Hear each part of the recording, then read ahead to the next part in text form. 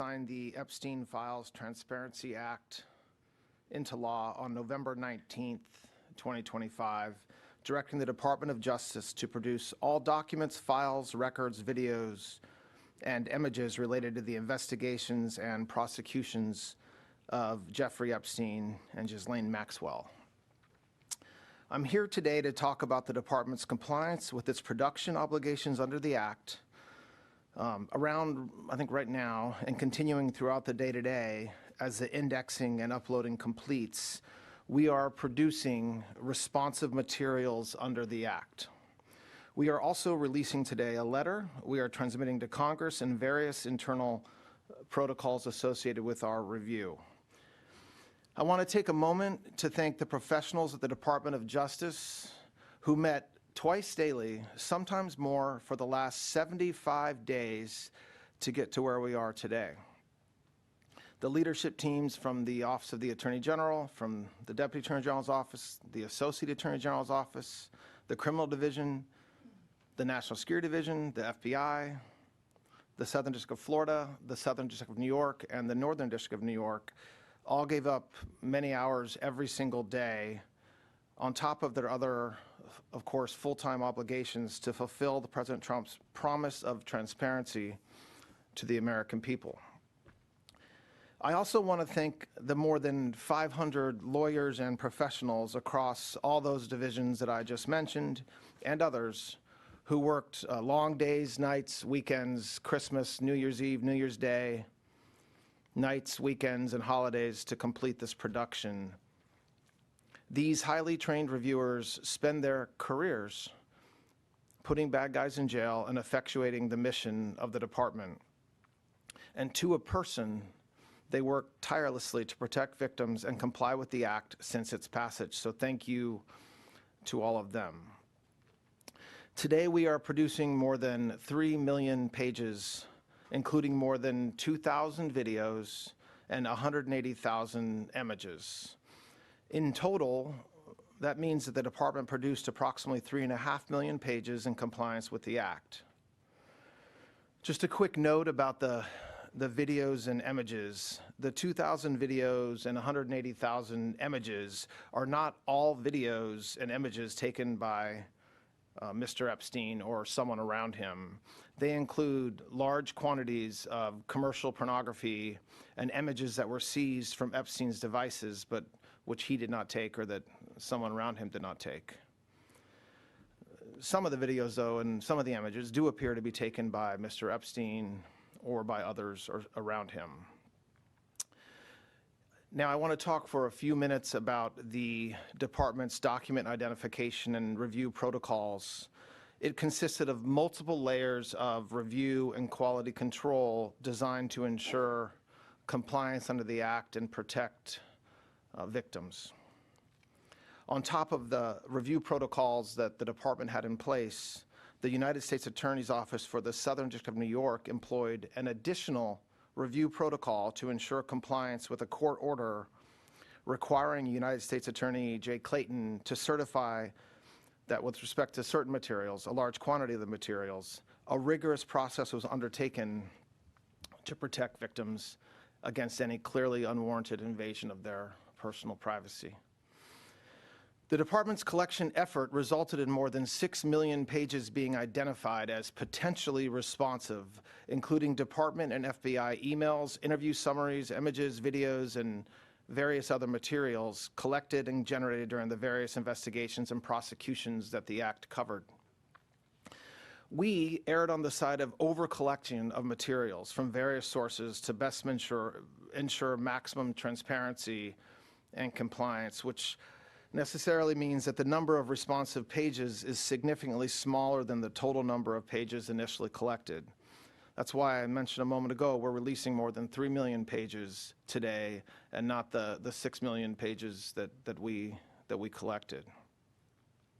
I want to address what we didn't produce.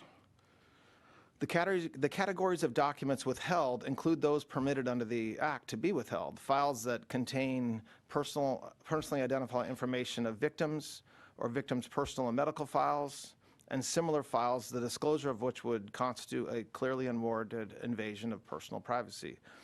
Any depiction of CSAM or child pornography was obviously excluded. Anything that would jeopardize an active federal investigation. And finally, anything that depicts or contain images of death, physical abuse, or injury, also not produced.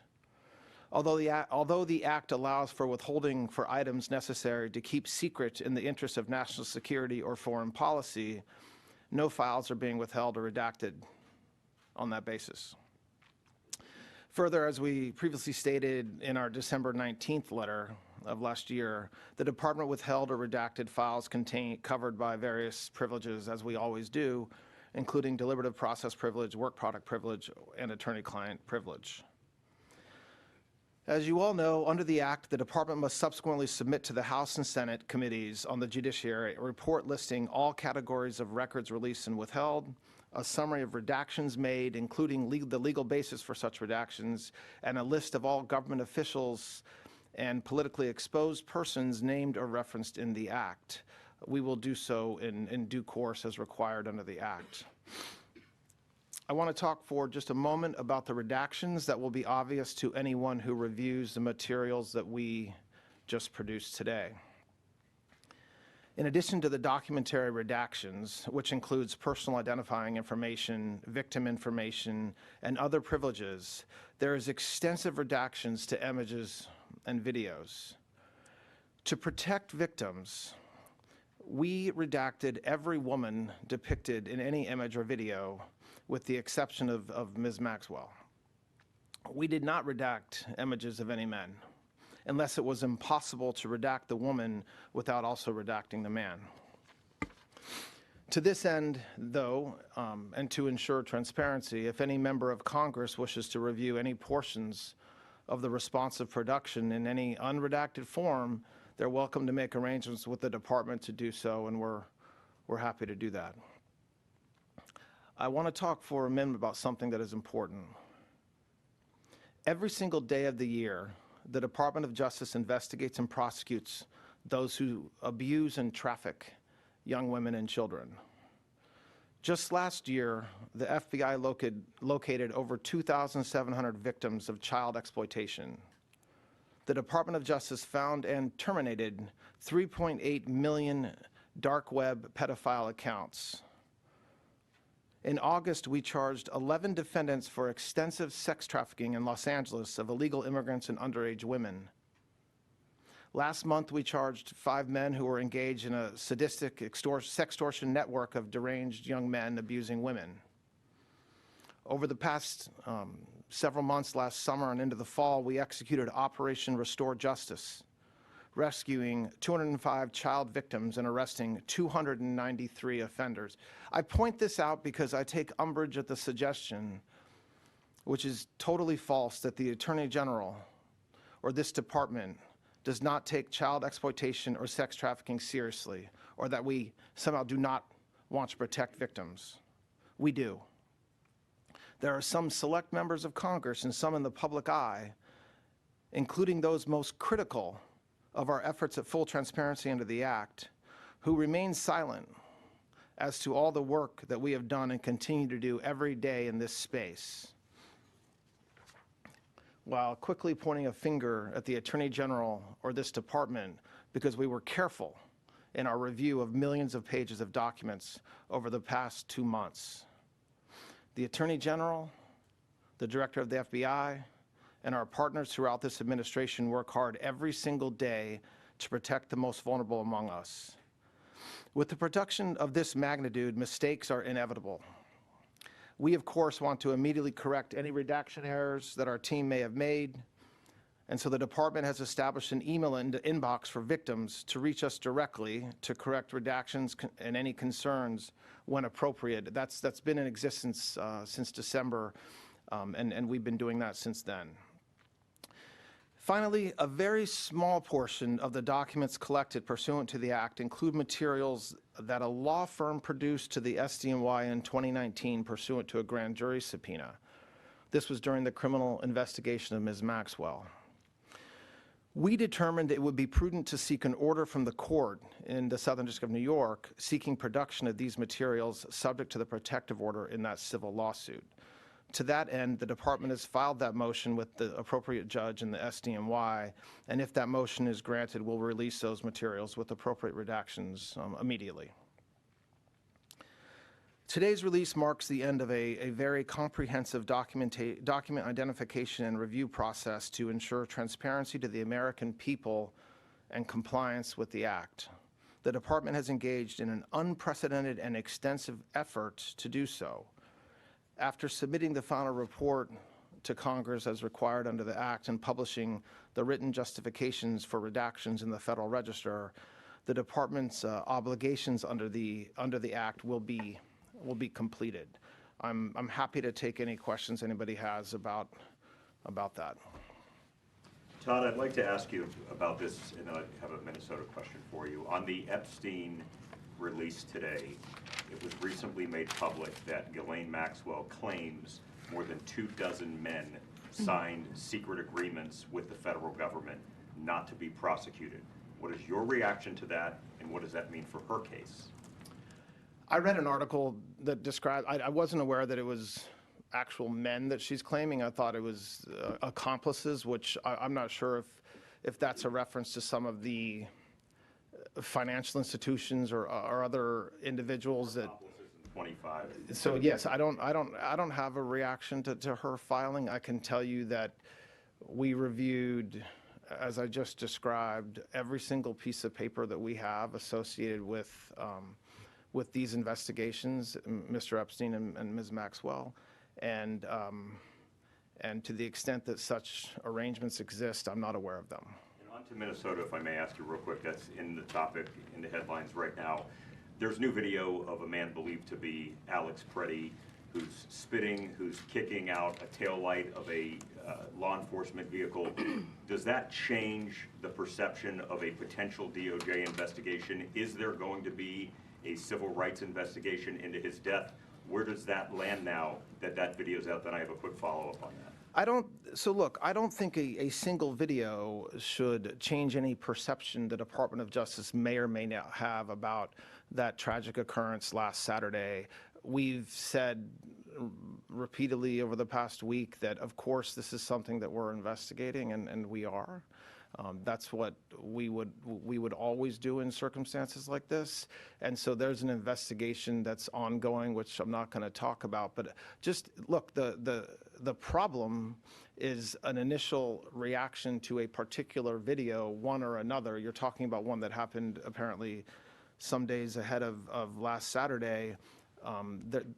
It's an investigation. So an investigation necessarily means just that. It means talking to witnesses. It means looking at documentary evidence, sending subpoenas if you have to.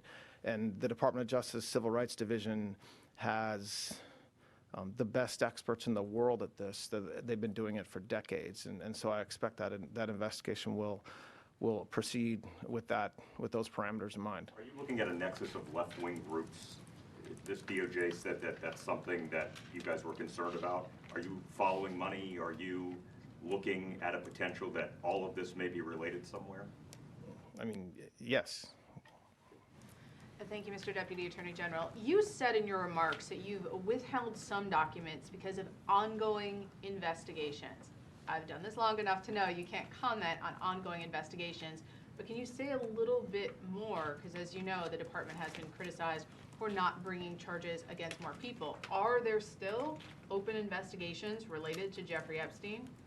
So what I was laying out in my comments is the statutory, what the statute talks about what we can withhold and the reasons we can withhold it. I wasn't pointing to any particular, I wasn't trying to be coy or otherwise suggest there's some investigation. As you all know, Jay Clayton in New York is in charge of any potential investigations, and I'm not going to comment beyond that on that. You were referring to Clayton. Excuse me? You were referring to Clayton's investigation. I wasn't referring to anything. I was just saying that Congress, in their wisdom, allowed us to withhold documents if there were ongoing criminal investigations. That's one of the 4 reasons. I wanted to make clear with respect to any national security information that we were not withholding. There's not some tranche of super secret documents about Jeffrey Epstein that we're withholding. We're actually not withholding anything based upon NDI. So. Deputy Attorney General Blanche, thank you for your time. 2 questions for you. Number 1, pushing politics aside and everyone else aside, some of the victims of Epstein have expressed frustration with the entire process. I want to give you the opportunity to speak directly to them. Well, I don't know what you're speaking to. I mean, if there's frustration with, quote, the entire process, same here. I mean, you have a situation where for many, many years, nobody even breathed a word about Jeffrey Epstein, and then all of a sudden it was all anybody would talk about going into the last spring and summer, culminating in the passage of the Transparency Act. And President Trump has said for years what I think everybody will find to be exactly true, which is detailing his relationship and lack thereof with Mr. Epstein, and what he thought about Mr. Epstein, and notwithstanding what the department has been saying for a very long time, we're still where we are today. Listen, victims of Mr. Epstein have gone through unspeakable pain, and there's nobody that should say anything differently. And I to the extent that there's frustration, I understand where that comes from, just from what we know about Mr. Epstein. I hope that the work that the men and women within this department have done over the past 2 months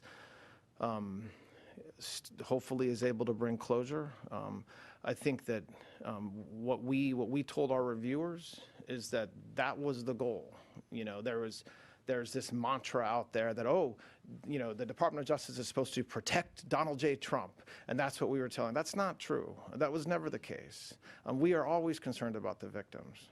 When we said that we were not legally allowed to release documents, that's a fact. That was true. It remains true today. And then with the Act's passage, we are able now and directed to release documents, which is what we are doing. But so hopefully some of those frustrations are now eased. Listen, any victim that wants to speak with the department has done so, hopefully. If not, they should. The prosecutors from this case in New York have given hundreds, if not thousands of hours to working with victims, and that's what we do every day, and that's what we did in this case as well. So, Very quickly, can you assure the American public that President Trump, like every other prominent person whose name came up in relation to the Epstein files, that all documents, photos, and anything relevant to him connected to the case are being released? I mean, yes, I can assure that we complied with the statute, we complied with the Act, and there is no, we did not protect President Trump, we didn't protect or not protect anybody. I mean, I think that there's a hunger or a thirst for information that I do not think will be satisfied by the review of these documents. And there's nothing I can do about that. But President Trump, of all the people in Washington, D.C. and around this country that have said for years the same consistent message about Jeffrey Epstein is President Trump. And so there's not been a change of course or anything, and certainly his direction to the American people and the Department of his direction to the Department of Justice was to be as transparent, release the files, be as transparent as we can, and that's exactly what we did. I want to clarify your remarks on the Alex Preddy killing. Are you saying that the Justice Department has opened a civil rights investigation into his death? Yes. Yeah, I mean, look, and I know there's been a lot of discussion among the media around that, but just think about what that means. All that means is that DHS, as the Secretary has said, is conducting an investigation, as they should and as they do every time there's a tragic event like this. And the FBI, in their role, which is a separate role from DHS, is also looking into it and conducting an investigation. And that's not. That shouldn't be treated as making news. It's just we've said that for a week, and it remains as true today as it was last Sunday when I said it.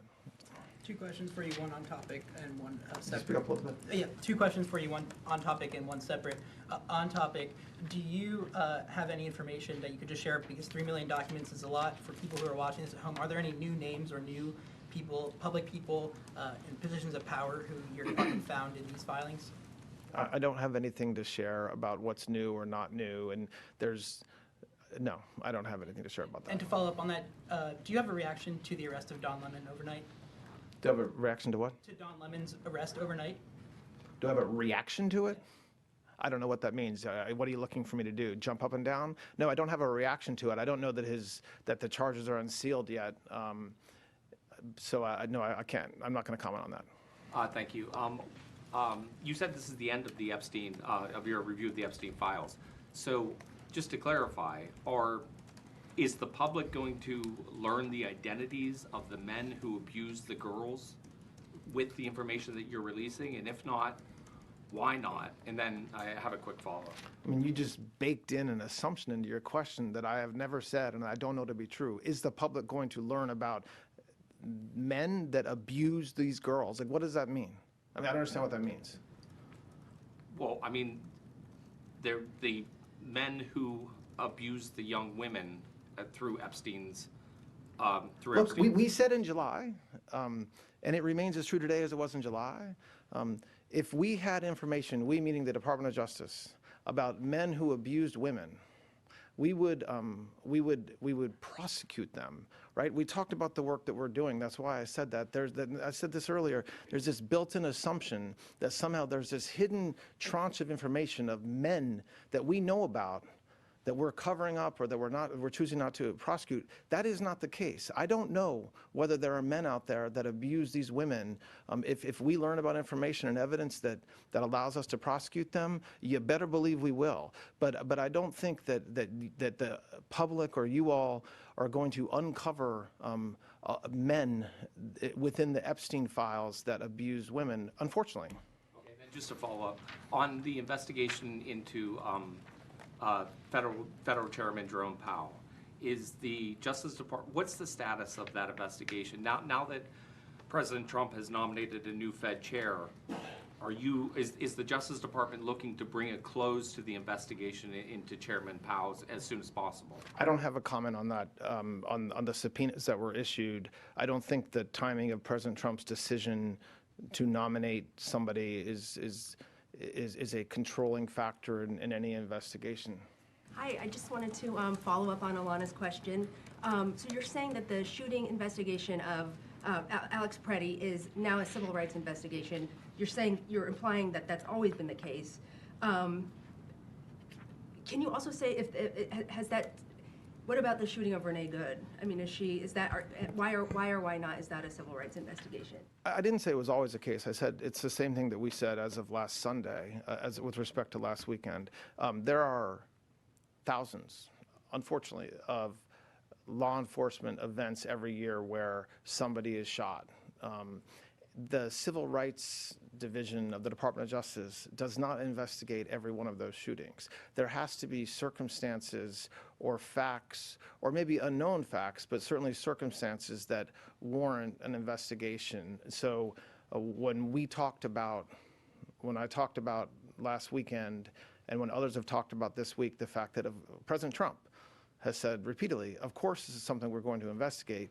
That's what I meant about what we're doing. It doesn't mean that every time that there's a federal officer-related shooting, that's something civil rights takes up. It depends on the circumstances. Follow up on that. Can you just? Go ahead. I know you can't be specific about details of the investigation, but can you kind of just characterize the scope of the Preddy investigation? What kinds of things that they'll be looking for, and who will be involved? Well, I mean, it's an investigation, so what do we think we're looking at? We're looking at everything that would shed light on what happened that day and in the days and weeks leading up to what happened, and that's like any investigation that the Department of Justice and the FBI does every day. It means we're looking at videos, talking to witnesses, trying to understand what happened. I mean, you're talking about an incredibly tragic morning. And then trying to unwind and investigate that it takes a lot of time. I'm not going to prejudice what they're doing or not doing by laying any markers, but I expect that the folks that are doing this are the most experienced in this space and are doing that. Yeah, so to follow up on that, how would a civil rights investigation work with DHS taking the lead, which is what was said over the weekend? And are prosecutors in Minnesota, I mean, who is involved in this? We know that there's a lot of frustration within the department, both in Minnesota and the Civil Rights Division, that they feel they are not being brought in and they are the experts here. So So just to follow up, how would this work with DHS taking the lead, and who is from DOJ involved in this investigation? I don't think that, look, I think anytime there's every single federal agency, including DHS, has a process that they use when there's something like this that happens, an internal review, investigation, however you want to call it. That's what DHS was doing, as they do every single time something like this happened. There was nothing unique to these facts. There might have been outsized focus on it because of what happened, but DHS was doing an investigation. I don't know that that will stop. I don't expect that investigation to stop because we're investigating, and of course we're coordinating with them. We're not working against them, but there's I suppose potentially separate goals or potential goals in the two investigations. I mean, DHS is conducting an investigation, and then the FBI conducts an investigation. It's not as if one goes one way and one goes the other, but they are their own investigations. Very clearly said on Sunday that HSI is leading the investigation. He did not want to overstep and say anything. Was that not true anymore, or was that true at the time? I don't think it's fair to say whether it's true anymore, okay? And I don't think it's also, I don't want to say who's lead or not lead. I don't even really know what that means in the course of an investigation. The FBI is investigating. They are for sure coordinating with Secretary Noem and her folks as well. And I expect DHS is also continuing their investigation to some extent. And there's outside folks on this. This happens, like I said, thousands of times a year. And it is tragic every single time it happens. And it's tragic this time like it's tragic every other time. And so there is a process that has to be allowed to play out internally with these law enforcement organizations and certainly with the FBI as well to allow this investigation to go on. You've talked about the expectations surrounding the Epstein files. Do you agree that the DOJ itself, senior officials at the DOJ, played up those expectations for the first half of this year? I'm just sort of trying to understand what responsibility does the Justice Department have for the criticism that has come over the handling of the Epstein files? I'm not commenting on criticism. People can criticize all they want. My point was just to make plain that when it comes to what we've been doing the past 2 months and why we weren't able to complete the review of over 6 million pages. Okay, so you're talking about 2 Eiffel Towers, okay, of pages in 30 days in a way that made sure we complied with the act, right? So the act had multiple requirements. Get it done in 30 days. And you better not release any victim information. All right, so there's a lot of statutory construction, there's a lot of case law that exists that says that if those two are in conflict, we obviously are not violating the 30-day requirement by taking our time to comply with the act. And so my comments were directed at this idea that because we didn't review the 6+ million pages within 30 days, somehow the Attorney General doesn't care about victims or is further doing damage to victims because of that, because exactly the opposite is true when it comes to the Attorney General. Sir, I have questions on Epstein and Minnesota. First on Minnesota. For transparency, would you commit to releasing the body cam video from federal officers that was involved in that shooting and their names at a point when the investigation can allow that? Will you make that public? And I did not hear clarity on whether Renee Good's case is also in the civil rights realm. I'm not committing to anything with respect to that investigation. That would be completely unfair to the investigation itself for me to stand here and commit to something for any reason. It depends. It depends on what happens with the investigation, and that's a decision that was made by the folks that are working the investigation. As it relates to Ms. Good, I don't, like I said before, there's investigations that happen all the time with respect to shootings like what happened last Saturday, and cases are handled differently by this department depending on the circumstances. Sir, on Epstein, sir, if I may just ask one on that, please. You mentioned a letter to Congress. How and to whom did you notify the White House about the production that you're announcing today before you came out and spoke to us? How did I do what? Notify the White House. What was your interface with the White House? You said there's a letter to Congress. Who did you update at the White House about this? Well, I don't know. I don't really understand the question. You mean who did I update? Did you provide them an explanation of what today's release would be? Look, my team has certain communications with the White House. Let me just be clear, they had nothing to do with this review. They had no oversight over this review. They did not tell this department how to do our review, what to look for, what to redact, what to not redact. They absolutely knew that I was doing this press conference today and that we were releasing the materials today, but there's no oversight by the White House into the process that we've undertaken over the past 60 days. I wanted to ask a question about the evidence in the Alex Preddy investigation. Early on, our reporting showed that the only type of evidence that the FBI initially had in its possession that it was processing for ballistics and DNA, et cetera, was Preddy's firearm. It did not have the two firearms that were used to shoot Preddy. Those were in the hands of HSI, and also there were concerns about chain of custody, things not being properly bagged and tagged, et cetera. Where are the guns now? Are they in the FBI's possession and being reviewed at one of their labs?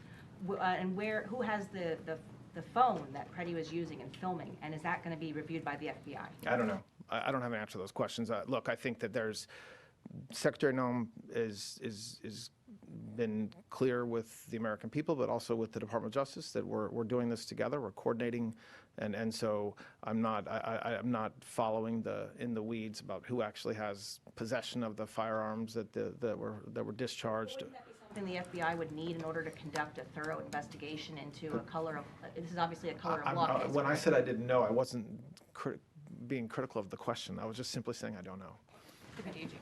On the Fulton County seizure of ballots, local officials there, election officials say those materials were set to become public by February 9th and that the Justice Department could have simply asked for them. Why was it necessary to conduct a search warrant? And do you expect the affidavit in that search warrant matter to become public anytime soon, or do you have any comment or explanation as to why that was necessary? Listen, I'm not going to comment on. It's a criminal investigation. I will not comment on it. I will say that it should be no surprise to anybody in this room or anybody watching that election integrity is extraordinarily important to this administration. Always has been and always will be. And so the fact that President Trump and this administration are investigating to make sure that, are investigating issues around elections to make sure that we do have completely fair and appropriate elections should not be surprising, but I can't comment on any criminal investigations. Yeah. To follow up on that, regarding Fulton County, can you explain Tulsi Gabbard's role in Can you just speak DOJ up a little bit, activity? please? Could you please explain Tulsi Gabbard's role in DOJ activity regarding the Fulton County search? What do you mean her role?